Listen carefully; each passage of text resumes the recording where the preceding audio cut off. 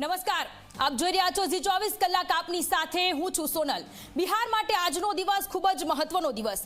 બિહારમાં ટાઈગર અભી જિંદા હે। બિહારની જનતાએ નીતિશ કુમારને રિટર્ન ગિફ્ટ આપી છે। બિહારમાં પીએમ મોદીનો જાદુ ચાલ્યો। બિહારમાં એનડીએ ડબલ સેન્ચુરી તરફ 190 થી વધુ બેઠકો પર એનડીએ આગળ વધી રહી છે। પ્રધાનમંત્રી નરેન્દ્ર મોદીનો બિહારમાં પણ જાદુ ચાલ્યો જોવા મળી રહ્યો છે। ફરી એક વખત બિહારમાં એનડીએની સરકાર બનશે અને નીતિશ કુમાર 10મી વખત મુખ્યમંત્રીના ચહેરાની સાથે તેઓ ઇલેક્શન લડ્યા હતા। મહાગઠબંધનના સુપડા સાફ થઈ ગયા છે। કોંગ્રેસ અને આરજેડી કે જેઓ 50 બેઠકો પણ નથી જીતી શક્યા।